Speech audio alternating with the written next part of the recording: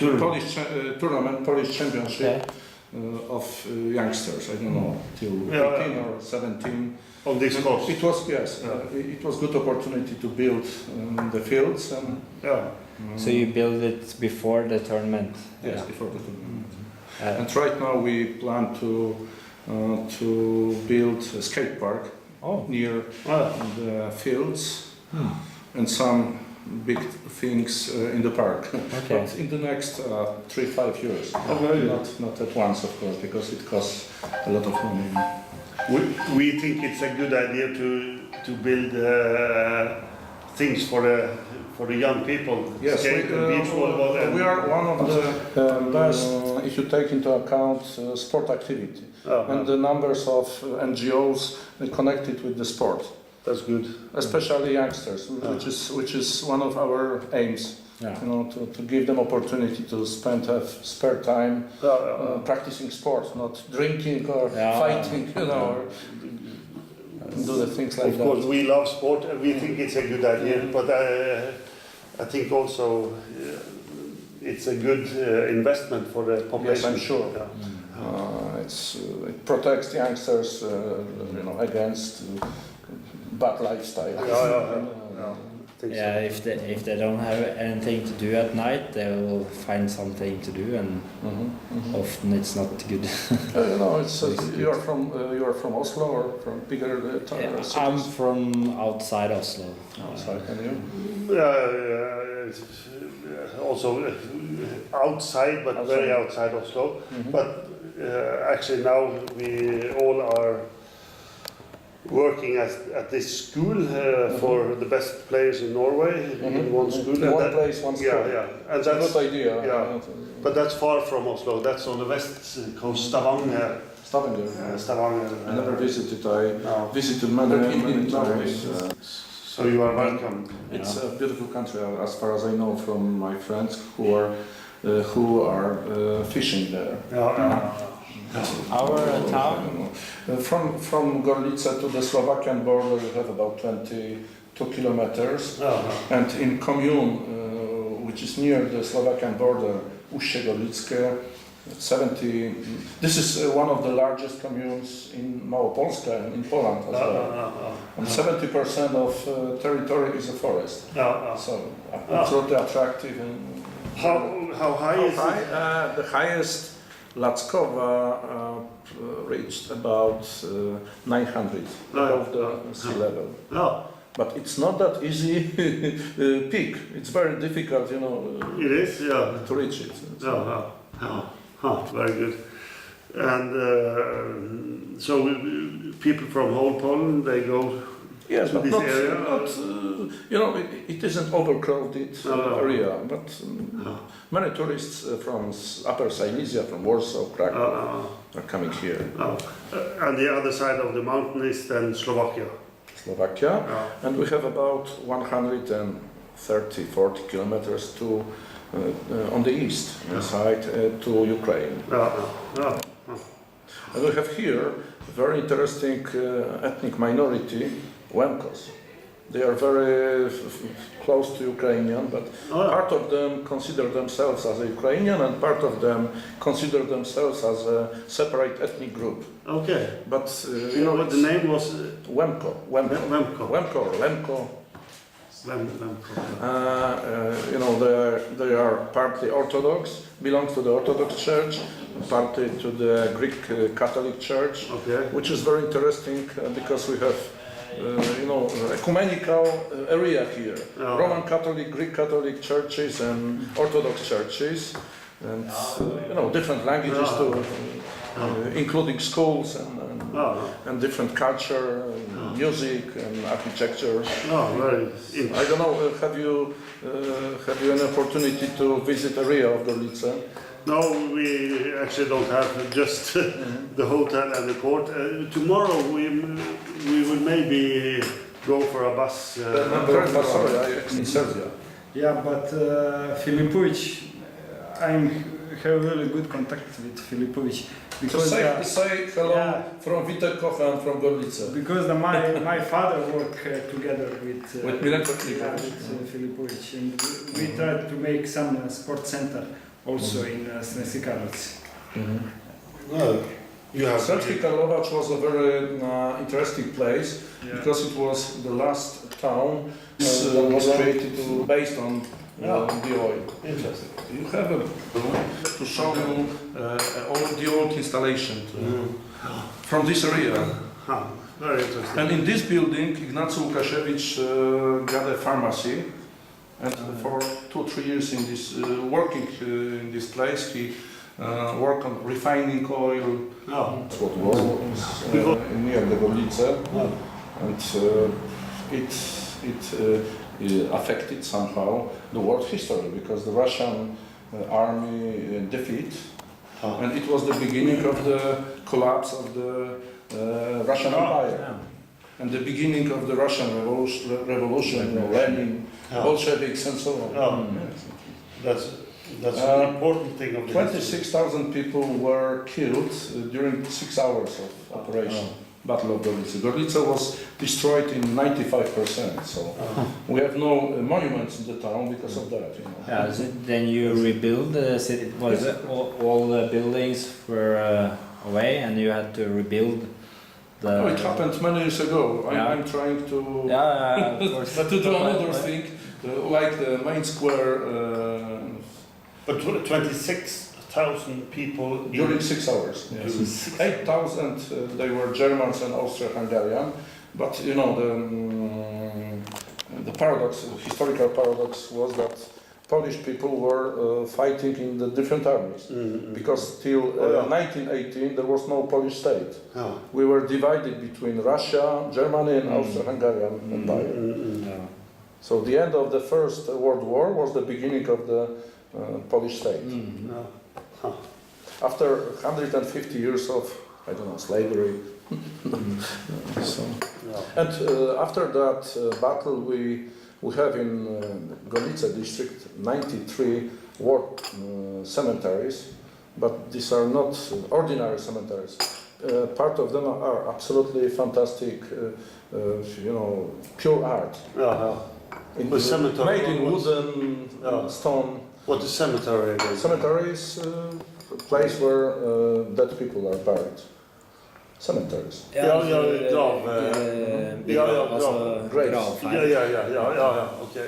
you know, this was, despite of the time, this was the last 19th century war, because all of the victims were honored by, like, for example, cross.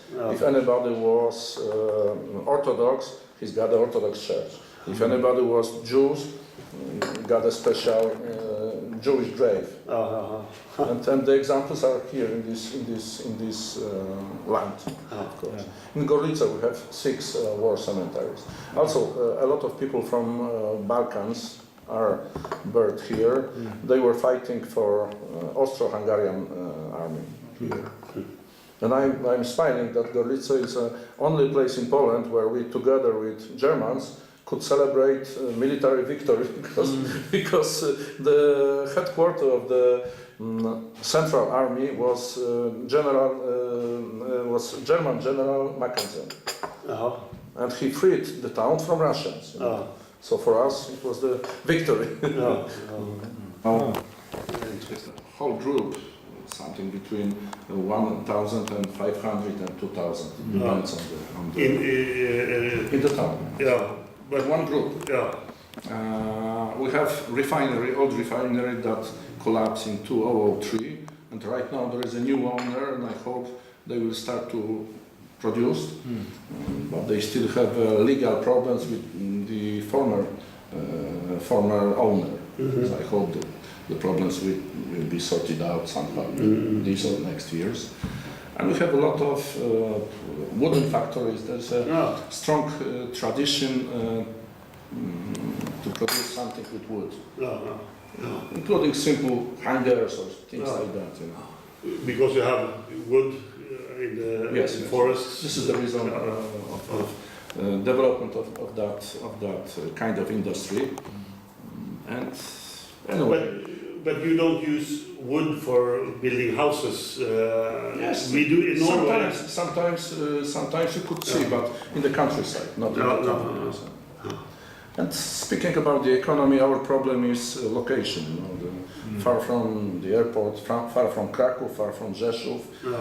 We have 135 to Kraków, 110 to Rzeszów, and very close to, for example, Koszyce, Prešov on Slovakian side. You know. But you know, this is a problem because a big business usually choose area around big cities, big centers. Or nearby the airports. But I'm not complaining. We are trying to stop the regress and develop. And really, European Union is a huge impact, positive impact for us. For example, this square, another square, 14 streets, and all of the pipes under the ground level for 17 million zlotys, which means about 4 million euros. We made for the last 2 years here, and this is one of the few examples of the big investment co-financing with European money. For example, for this we reached 80% money from EU and 20% of our money, which is not too bad, you know. We just talked to it before we get in. It has happened a lot the last 20 years about infrastructure, roads. It's a completely new town and district right now. Last 7 years, it's a completely different place. But that's still a lot to do, but you know, better than it used to be. It's different round age and Einar Rasmussen was that. But right now I'm swimming 2 times a week in the indoor swimming pool. Next to the hotel. Not too bad.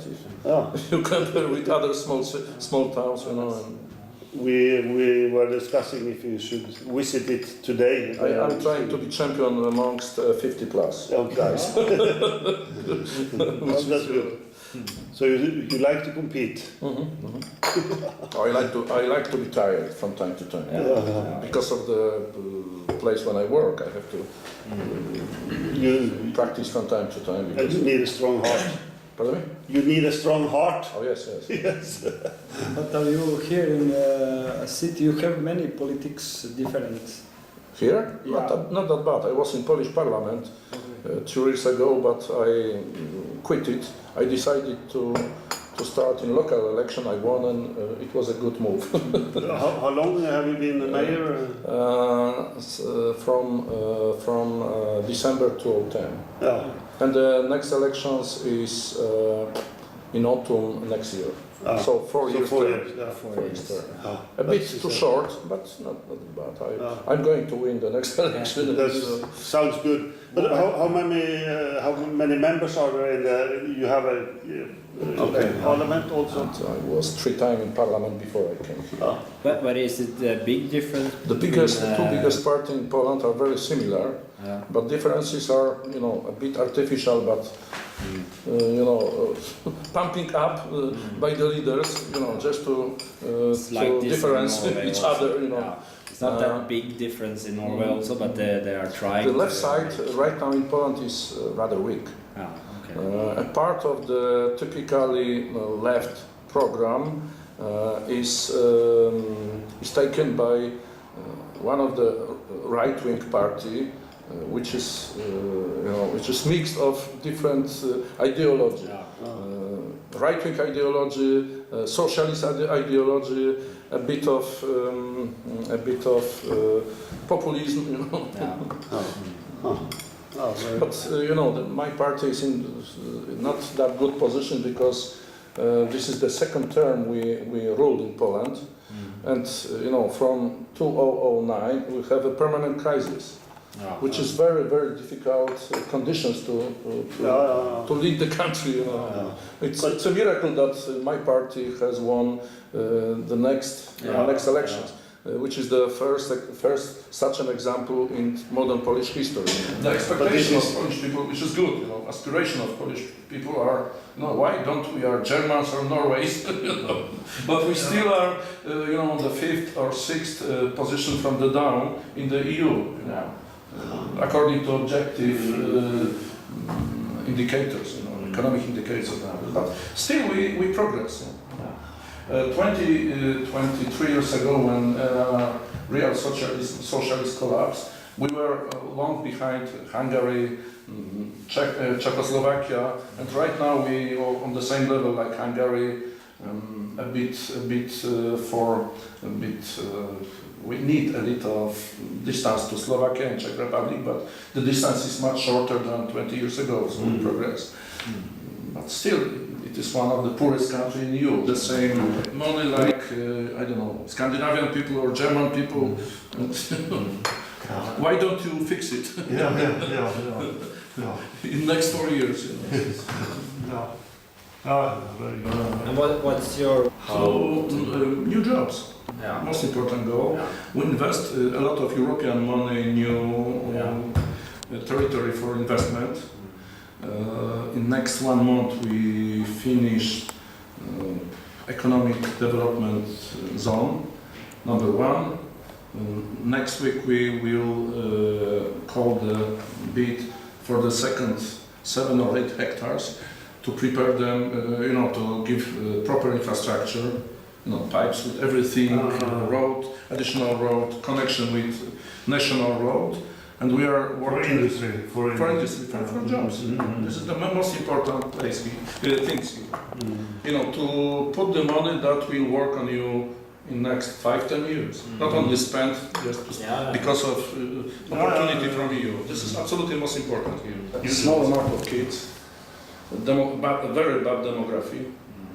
The problem of social benefits in future.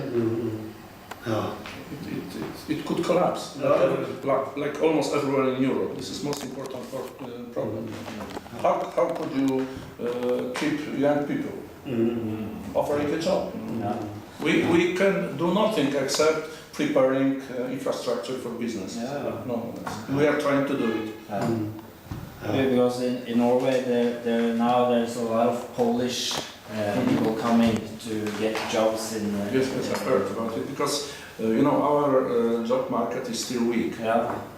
And our system of education is sick because too many people are trained to be, pedagogues, to be people, relatively well-educated people with no reason to find a job. And we have a shortage of people that graduated vocational schools, for example, with concrete profession in his hands, in their hands, And the proportion between